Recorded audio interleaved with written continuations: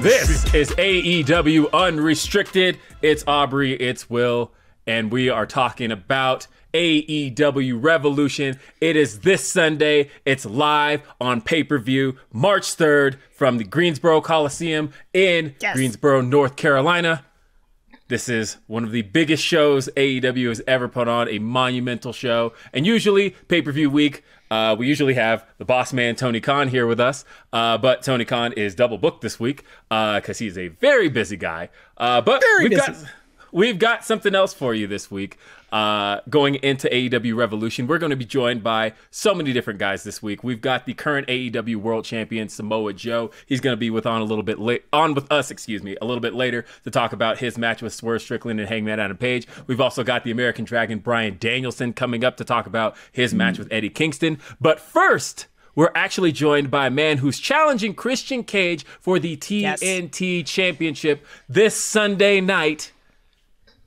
It's the one and only Daniel Garcia. Daniel Garcia, Thank you for being here with us. Man, what an intro. That was fire. I love that. We need some more of that. Hey, we need some more of you, though. We have seen you all, like, coming out of the Continental Classic. I feel like it has really become the Daniel Garcia show as of late. You have been killing it since you've come out of the Classic. And of course, you made your intentions known for the TNT Championship just a few weeks ago when you and FTR actually defeated the Patriarchy. And here you are now going into a pay-per-view, Revolution, one of the biggest shows we've ever done. And you've got the opportunity to take the TNT Championship away from Christian Cage. What's on your mind going into this? These are the opportunities that, everybody waits for in wrestling. This is the kind of opportunity that I've always wanted, that I've always knew that I could handle. Like, Will, how many times have we talked about things like this, Like, this is what I've always wanted, and I feel more than ready and more than prepared. I feel as ready as ever to go into the biggest AEW show of all time, the best AEW show of all time, where the feeling is 100%, no doubt about it, restored.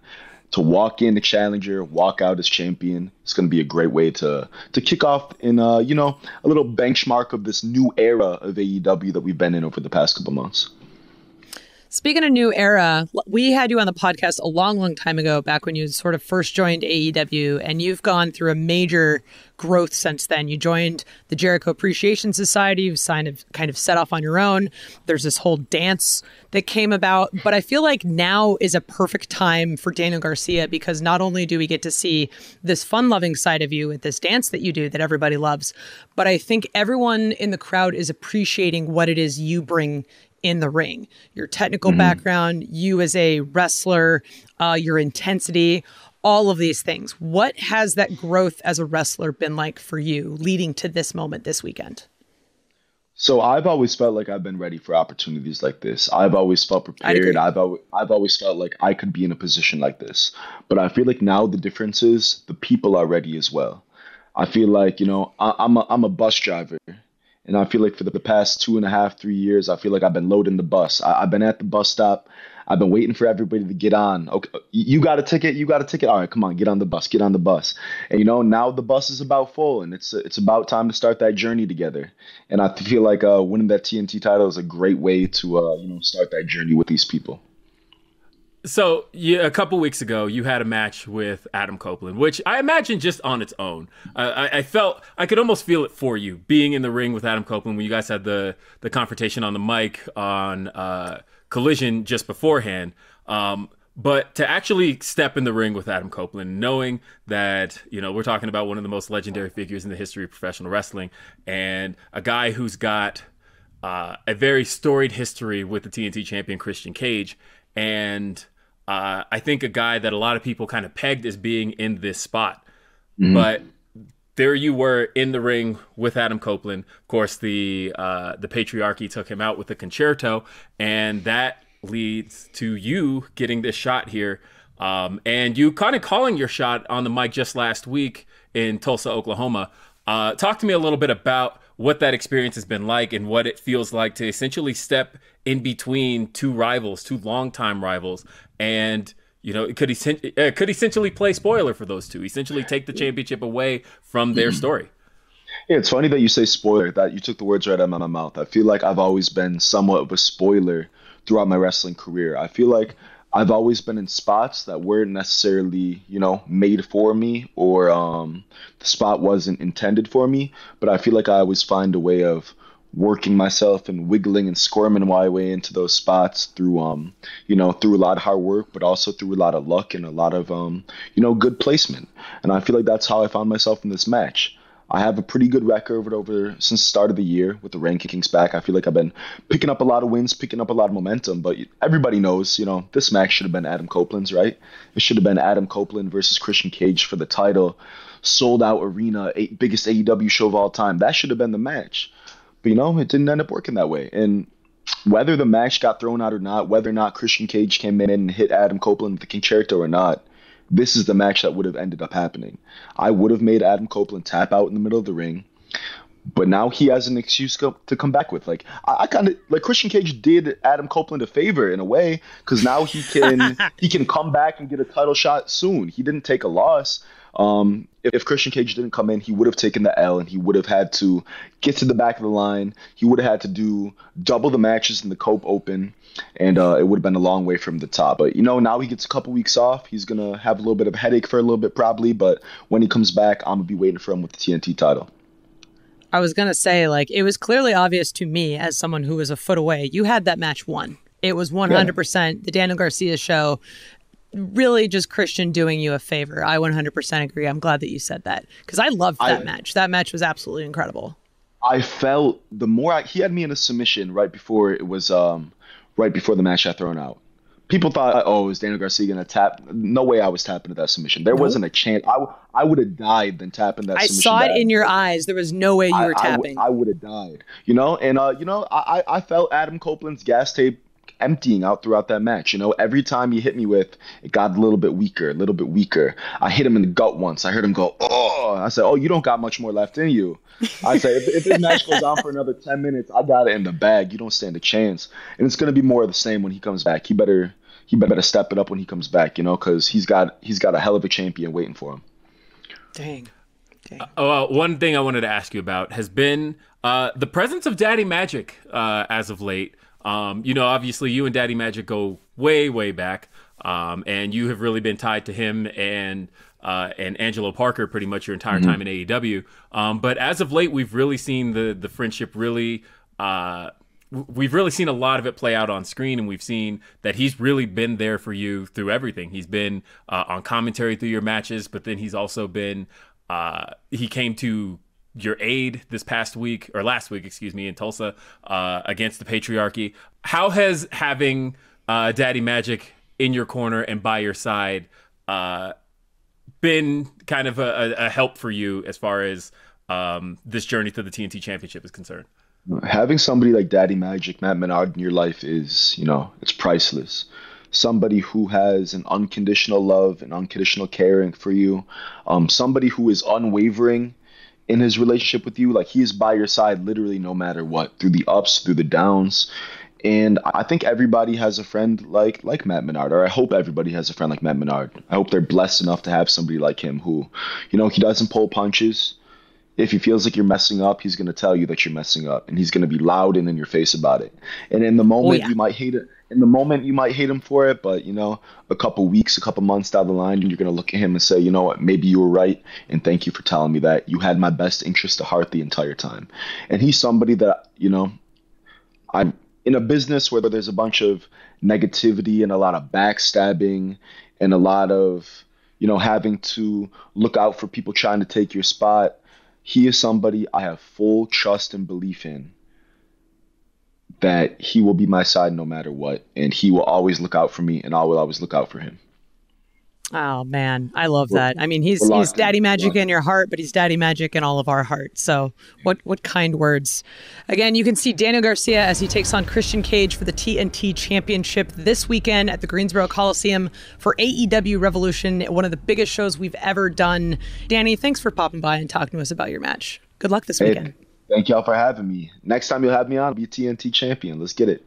That's not all we have on the card, because we've also got two phenomenal tag teams. We've got one of the greatest tag teams of the modern era, possibly of all time, FTR, taking on a team that has recently found themselves rising up the tag team rankings in AEW. It's BCC's Jon Moxley and Claudio Castagnoli.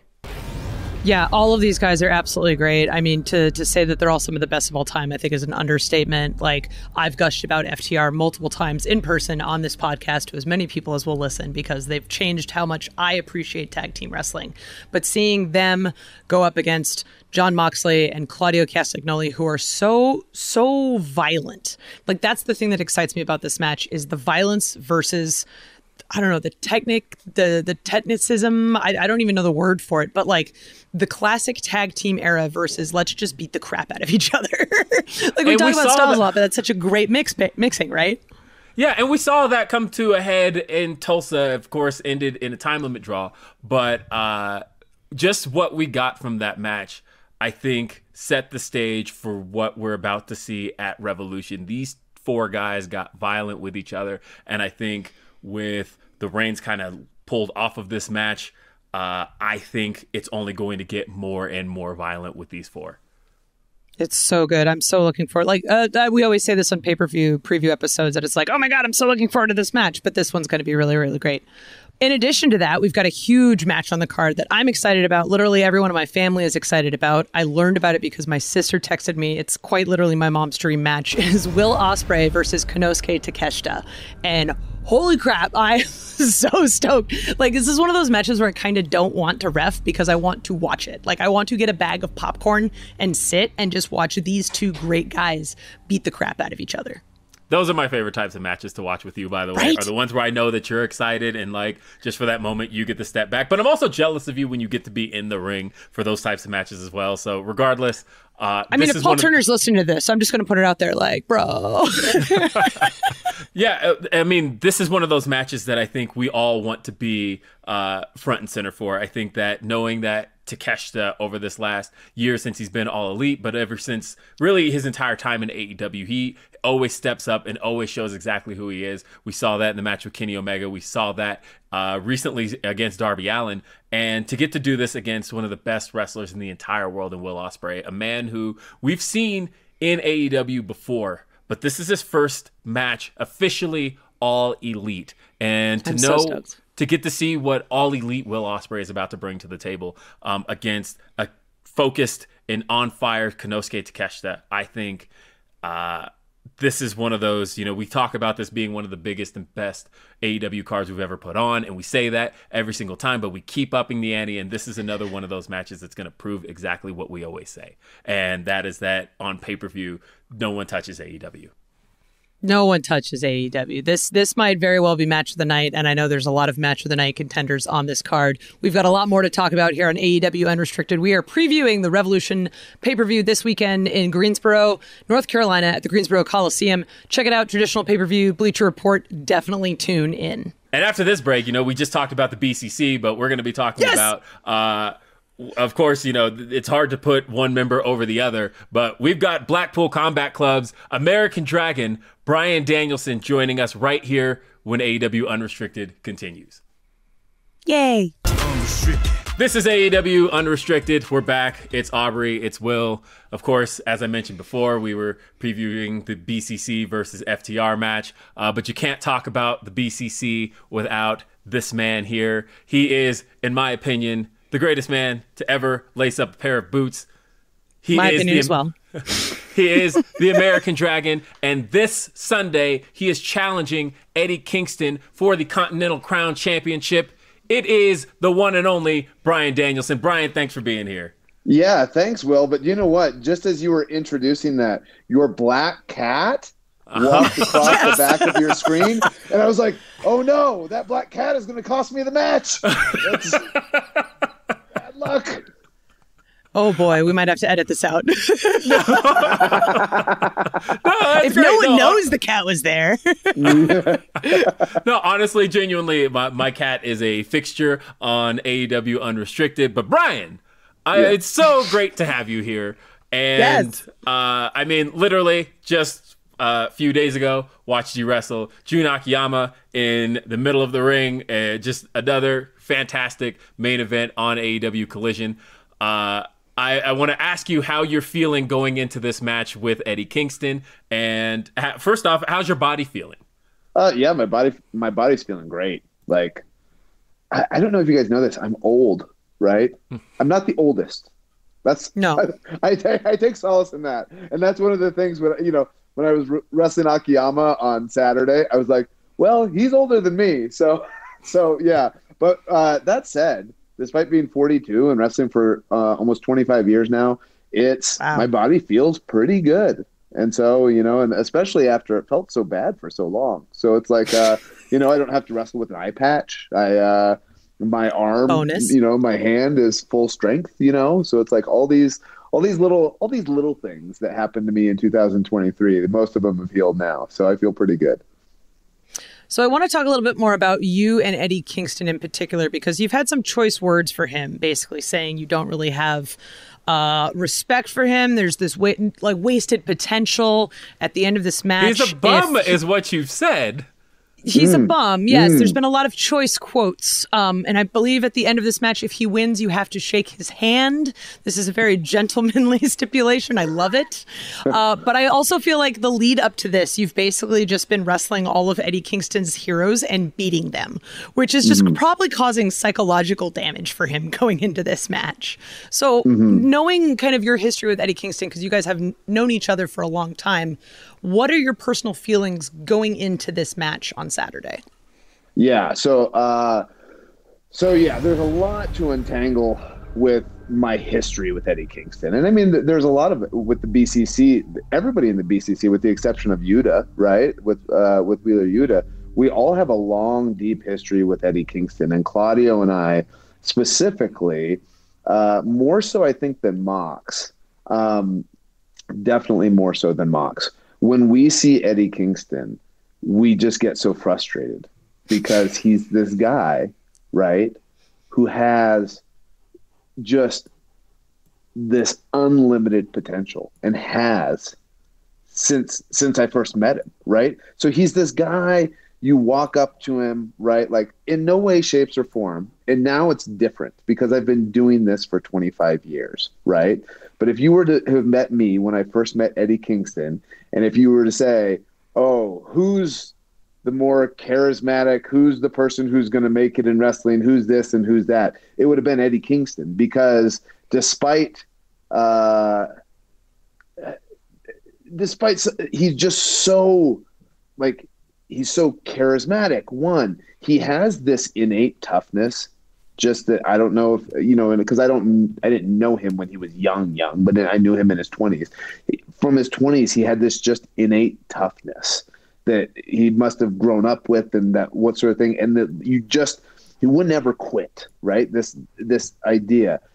But then he just had just a ton of bad habits, right? Just what I would just say, bad habits and bad mental habits. And far as like, there wasn't, if Eddie Kingston did not succeed, it was because of Eddie Kingston. It wasn't because he wasn't good enough, because he was, to be honest, when I looked at it, he was maybe better than all of us, maybe not in the wrestling so much, but in the overall totality of it. Right. And I think I've known Eddie a little bit less than I've known Claudio, but I've known kind of the two of them in sync for a long time. And that was always Claudio's biggest frustration, is this, like, I work so hard and here's Eddie and he's just like innately so good at this. Right. And so that's one of the things that I've always believed, right, is if you create good habits and if you work really hard, that outweighs natural talent almost every time in this, right. In this game. And so, but the reality is that all those bad habits that Eddie Kingston had for 20 years, he's gotten rid of a lot of them, right? And so when I look at, I was very disappointed when I lost to him in the Continental Classic. I thought the Continental Classic was mine to win. This was going to be my first championship in AEW. The introduction of a modern Triple Crown, right? The making this as important to AEW and to American wrestling as the G1 is in New Japan. That's what I wanted, right? And then losing that match specifically to Eddie, it was like, man, come on. And here's why it happened, right? If I look at it, it's my own fault, because every time I've ever wrestled Eddie Kingston, and it's been multiple times, I break him mentally. And I enjoy that. You guys probably both know I enjoy breaking people. You're kind of a sick motherfucker in that way. It's great. yeah. And even backstage, for example, this last week, Matt Menard was like, "Bro, why you always busting my balls?" I'm like, able to break him mentally by telling him that he was cosmically impotent and that he couldn't blow up the moon, right? You can't blow up the moon. You're cosmically impotent, right? It's a wild, stupid assertion. And of course, none of us could blow up the moon. I can't blow up the moon. He can't blow up the moon. Elon Musk can't blow up the moon. None of us can blow up the moon. And just but by repeatedly saying, he's like, "Dude, why are you always on my ass?" So it's just one of these joys that I have, is breaking people mentally. And that also goes in the ring. It's also a confidence that I have that I can do most things better than most people, including, like, okay, Eddie Kingston's strength is his striking. And my internal belief that I don't care if that's the best thing that you've got, I'm better at it than you. And the reality is that's probably not true, right? Like, Eddie Kingston, I think, is a better puncher than me. I'm a better kicker than he is. He's a better chopper than I am. And that's, and that's something that I don't like to say. I don't like to say it, right? Because I have a, amount of internal hubris, right? And, but when I lost to him in the Continental Classic, it was like, I'm just going to beat him down. I'm going to beat him mentally, and he's going to fold like he always does, right? I'm not going into this match like that. I'm treating this match different. And I know that regardless of what happens in our match, fans will, at the end of the day, end this pay-per-view thinking about this being Sting's last match, right? This is historic, right? And Sting's impact on this industry is just incredible. And not just from a wrestling perspective, but just from a leadership perspective, and in the way that he carries himself and the way that people look up to him, and they'd be like, I aspire to be more like Sting than like a lot of the predecessors of, the leaders in wrestling of bygone years, right? So, and that deserves to be the thing that people talk the most about. But I want the secondary thing of all of that to be Bryan Danielson winning his first AEW championship. And there we go. And so I'm 100% focused. My eye is fully healed. Like I said, I'm full strength, all this kind of stuff. And I'm not coming in with the idea that Eddie's going to break, right? Which is something that I've always been able to assume he will. I'm coming into this match with a very strategic plan, and to dismantle him, essentially. And that's focusing on my game and not focusing on, like, okay, breaking him. That's under his control, and that's not under my control. This match will be under my control. I love it. I'm so excited. Oh, this match is probably one of the matches I am most looking forward to. Again, Bryan Danielson, one-on-one, Eddie Kingston, the Continental Crown Championship. It's all happening this Sunday at Revolution, live on pay-per-view on Bleacher Report. You can also catch us live in person, Greensboro Coliseum. You can get your tickets, AEWTIX.com. Bryan, thank you for being with us. Was Thank that you. it? You guys just had one question, and I just talked so long that yes, pretty much. We knew exactly how that was going to happen. Excellent. You're all done. See you Wednesday. All right. Thank you, guys.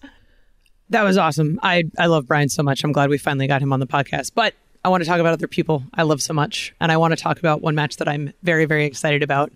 Toni Storm, AEW Women's Champion, versus Deonna Purrazzo.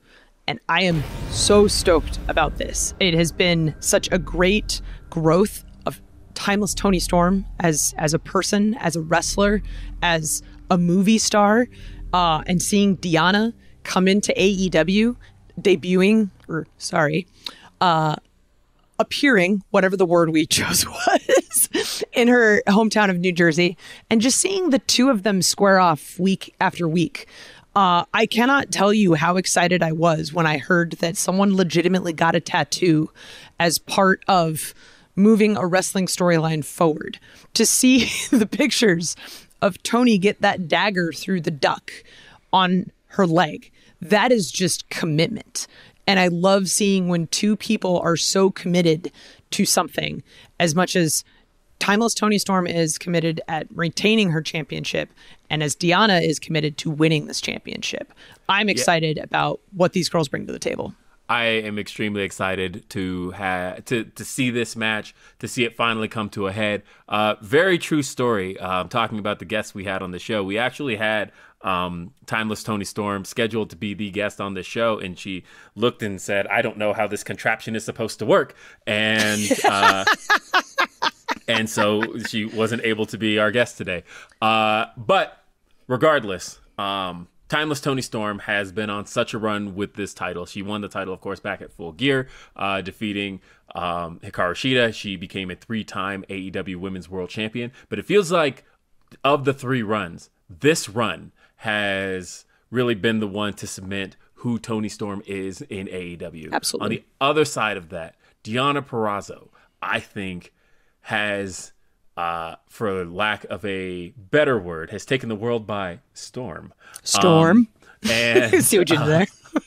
And she has really come in and I think impressed everybody. Those who knew what Deonna brought to the table, I think, are being proven right. But those who weren't familiar with Deonna's work, I think, are coming away genuinely impressed with what she brings, what she does, and who she is. And I think that being up against Toni Storm this soon and getting a shot at the AEW Women's World Championship is going to be something really special on pay-per-view. I think that these two, with their technical prowess, are going to blow some minds in the ring.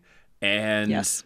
I'm genuinely looking forward to the entire future of the AEW women's division, but specifically this match. And really, either one of them could walk away as the AEW Women's World Champion, and I think the division is going to be better for it. Absolutely. I think either one of these women is champion on Monday morning. I think hands down, I know this match is going to be great. It's great on paper. Both these people have been putting in the work for absolutely years to get to this point, and I'm so excited. We've got one other championship we're talking about before we invite our other guest on, don't we, Will? What is that other championship? Yes, we've got the AEW International Championship on the line. Orange Cassidy, who has been really, he's had this championship off and on for the better part of a year and a half. And in holding this championship, he has been burning the candle at both ends. When Orange Cassidy has this title, you just know that he is not going to stop.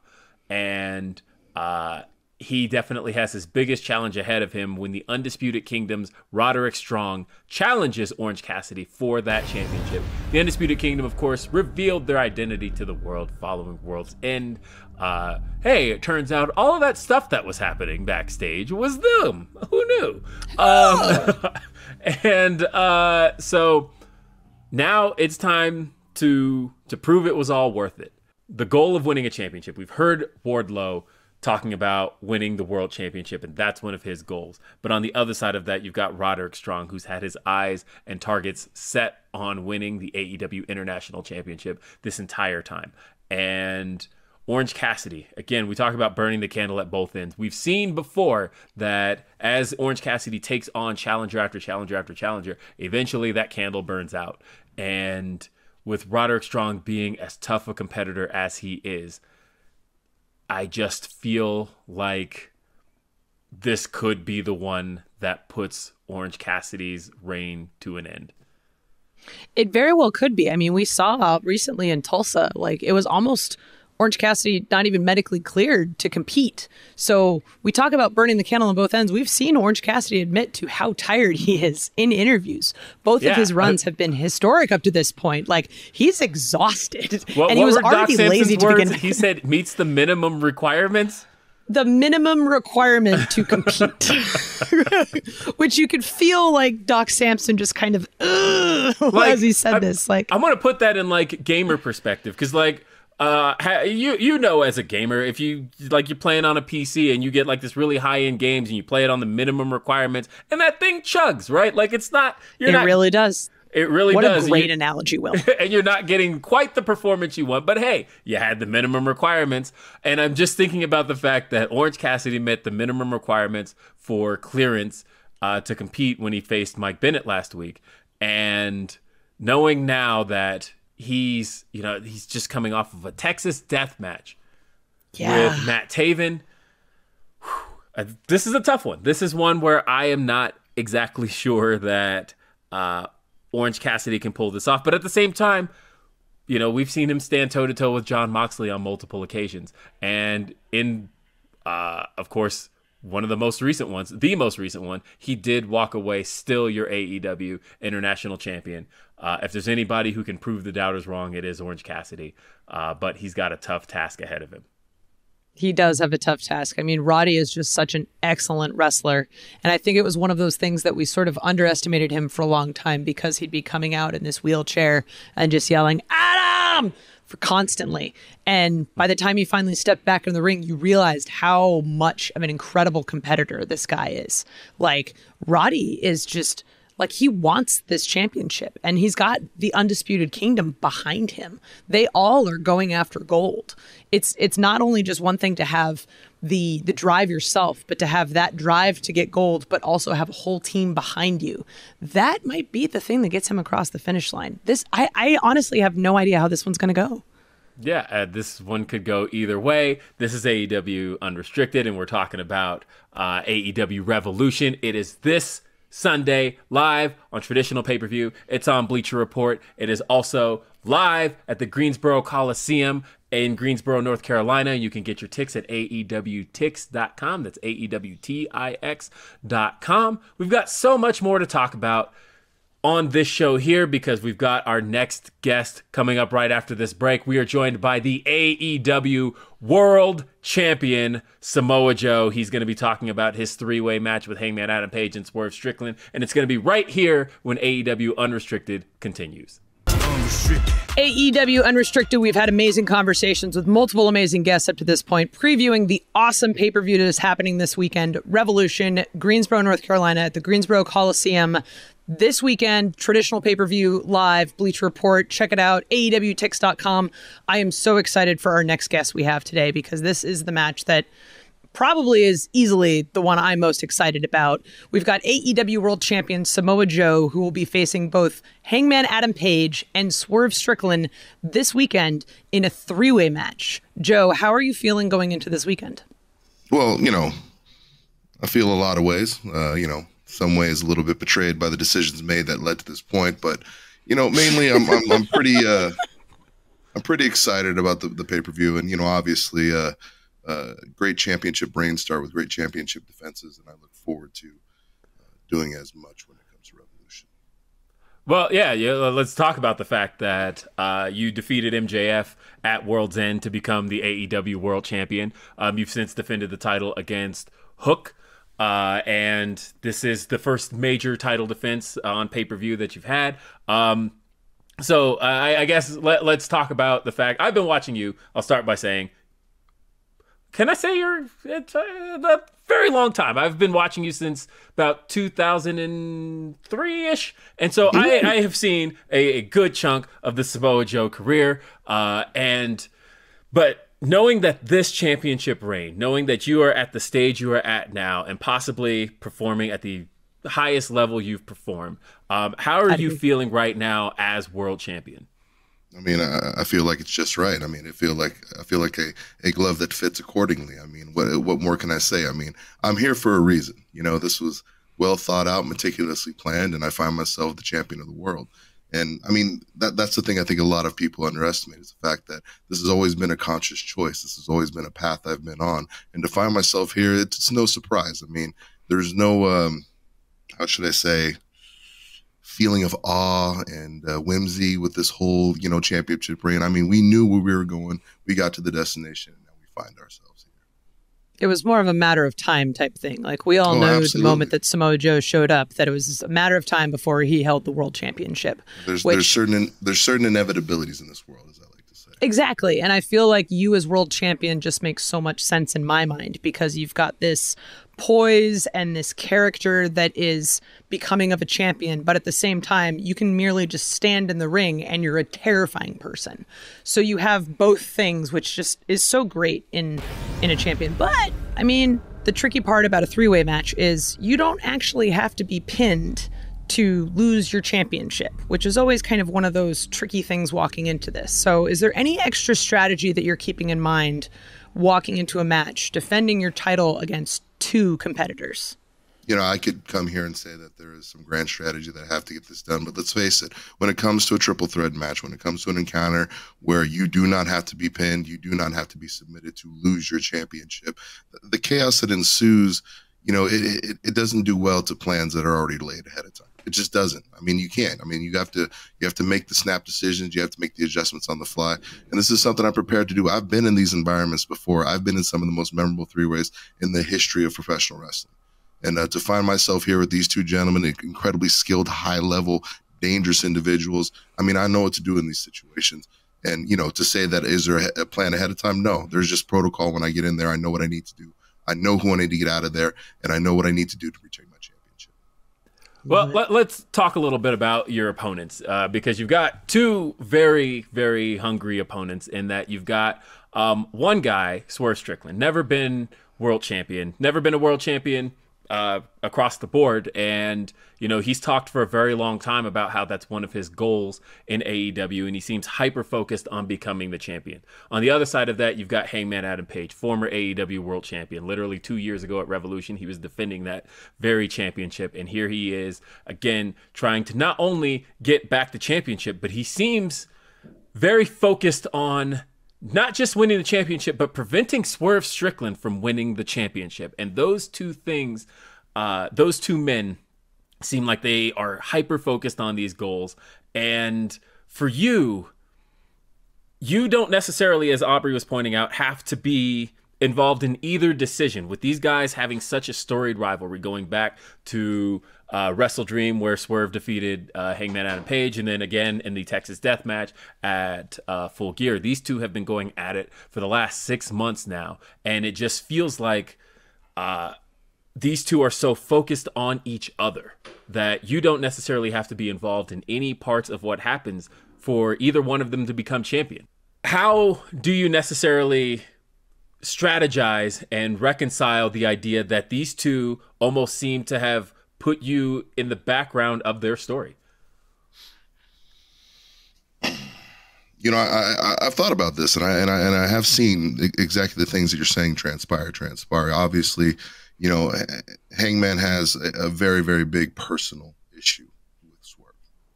Obviously, when you stomp through a man's house and you rampage his life and you turn it upside down the way that Swerve did to Hangman, I mean, I can understand where that anger comes from, and in a lot of ways, I can see where it's justified. And a lot of people would think in my position, well, you take advantage of that chaos. You take advantage of that singular hatred. But, that's what makes this situation so much more dangerous, because, the fact that they're willing to charge at each other with reckless abandon, that leads to people getting flash pinned. That leads to people getting flash knocked out. And that puts my championship in very big jeopardy. But, you bring up a point here, and I want to really hammer back on it, Will. You said both of these competitors are hungry. And what you fail to realize is why they're so hungry, because I'm out here eating well. Because I dictate who has a place at the table in AEW. Because I pass out the mashed potatoes at the end of the night. And you know what? You're right. They are hungry. They are very hungry. In fact, everybody's going to be real hungry in AEW from now on. In fact, I never want to hear about anybody being hungry again, because I know they are, because I'm eating, Will. I'm taking everything from everybody. And that's exactly what the strategy is going into this, is that I can't let these men dictate the future because they don't have a place at my world to dictate that future. Damn. They don't eat. So what makes you think they're going to be making those kind of decisions? I'm going to take those decisions out of their hands, and I'm going to decide where the world championship goes. And it's going to go to the same place that it will always be at, around my waist. Damn. Wow. I'm like, oh boy, if I was not already excited for this match, I am now. Oh my God. On the other side of this pay-per-view card, another guy that you have a lot of history with in your career is the Icon Sting, who, of course, is wrestling his last match here at Revolution, a match we're going to talk about here shortly. But I wanted to ask you about your history with Sting and your memories with Sting and even tagging with Sting. What has Sting meant to your career, and how are you feeling about this being on the card, having the world title match on a card as important as this is, with this being Sting's last match? You know, I think when you talk about Sting and the wonderful relationship that I've had with him throughout my career, I mean, he's been a nemesis, he's been a friend, he's been a tag team partner. You know, he's been the man who's won a championship from me. You know, he's been so many things throughout my life and my career. And, you know, one of the biggest things is he's been a sage voice in chaotic times. He's been somebody who's been able to speak a little calmness into a very bad situation and help a young up-and-coming pro wrestler out. So of the many things he's been to me in my career, I mean, those are definitely the few examples that definitely stick out in my head. And, man, for an illustrious career as he's had, you know, it's a quarter of that career I can only wish on to my you know, my biggest most favorite person. So you know, Sting has definitely left an indelible impression on the industry, and I think that so much has been influenced by him, his style, what he's done, and what he's represented in the ring. And to see him, you know, finish up his career in AEW, it's bittersweet. It's a little bit sad, but at the same time, no one deserves a send off of the highest magnitude as the Stinger does. Yeah, just, I mean, you hit it on the head. I couldn't summarize it any better, man. Joe, I just appreciate you so much taking the time to chat with us a little bit about your epic match that's coming up this weekend. I'm so excited about it. You can see AEW World Champion Samoa Joe defend his title against Hangman Adam Page and Swerve Strickland this weekend at Revolution in Greensboro Coliseum. I'm so stoked. Thank you for being here, Joe. Thank you, guys. And on the topic of Sting, we couldn't do this podcast without discussing the final match. It is for the AEW World Tag Team Championship. Matthew and Nicholas Jackson, the EVPs, are challenging Sting and Darby, the AEW World Tag Team Champions, in what is Sting's final AEW match, his final match of his career. And it is happening right here, Revolution. Aubrey, how are you feeling about knowing that this is the end of Sting's career?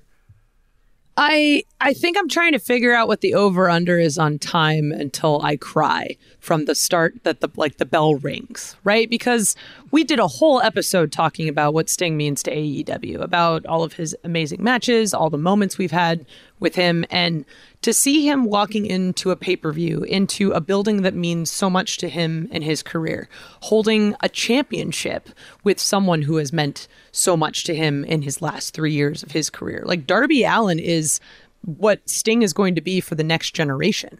That is what one of the legacies that Sting is leaving behind, and it's so wonderful to see.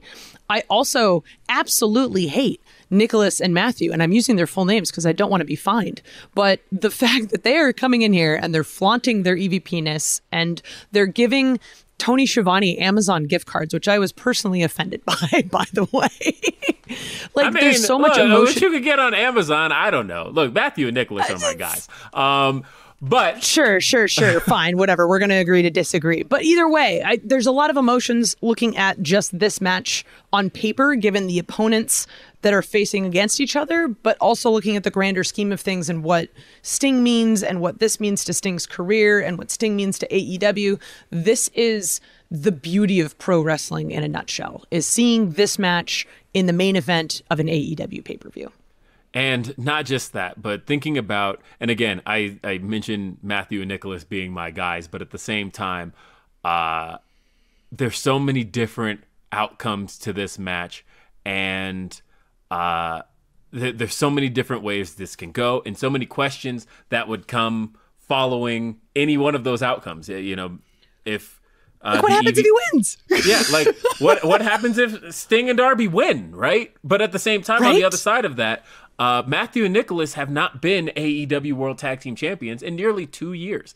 Correct. You know, they last held those tag team titles in the summer of 2022. And they very much have something to prove. They, regardless of everything that's been going on, of them reasserting themselves as EVPs, they're still also one of the greatest tag teams of all time. And they still have that to prove here in this match. And they still want to cement themselves as the top of the food chain as far as the tag team division is concerned. And so they still have that to prove. But at the same time, nobody wants to be the guys to put Sting out. And so that's kind of a hard thing to reconcile, getting those tag team championships, but also being the one to end Sting's career. On the other side of that, what does happen with the AEW tag team championships if Sting and Darby retain here? And right. I mean, they're undefeated. Like, this is a possibility. We've talked about the illustrious career of Sting. He literally has not lost a match at AEW, but it's like, this could be the one. But at the same time, like, it might not be. Right. And you think about the fact that, they are undefeated as a team. Sting and Darby never lost in AEW, and they've defeated some of the tag team greats. We talked about FTR earlier on the show. Sting and Darby beat them. They've beaten everyone that there is that's been put in front of them so far. And so on one side of that is extremely impressive, and it makes it kind of easy to bet on Sting and Darby as walking out of this with the AEW Tag Team Championships. On the other side of that, though, all streaks are made to be broken. Yep. Everyone eventually breaks. Every streak. It's almost the guarantee in professional wrestling. It's almost the guarantee in life. And if there's anyone who could do it, talking about all of the teams that Sting and Darby have beaten in a straight up 2-on-2 match, they have not beaten Nicholas and Matthew Jackson. And they have not. They could very well walk away with the AEW World Tag Team Championships, become the first ever 3-time AEW World Tag Team Champions. My God, there's nothing I'm looking forward to more than this show. I can't wait to be, just sitting in the back watching this. This is one of those matches I'll probably find a seat in the crowd. So if you can, I don't know. There's quite a few people there. The hard part is that, have you seen the ticket sales? It's going to be kind of hard to find one. But if you happen to see some on sale, definitely check them out. AEWTIX.com. AEWTix.com is the way to be a part of the show. Greensboro, North Carolina, Greensboro Coliseum, one of the greatest venues in the entire world, and we get to host Sting's final match there. AEW Revolution. We get to talk about a wonderful card. I'm so looking forward to this Sunday. It's March 3rd, pay-per-view, traditional pay-per-view, live on Bleacher Report. You want to watch it. You want to be there if you can be. Aubrey, are you ready?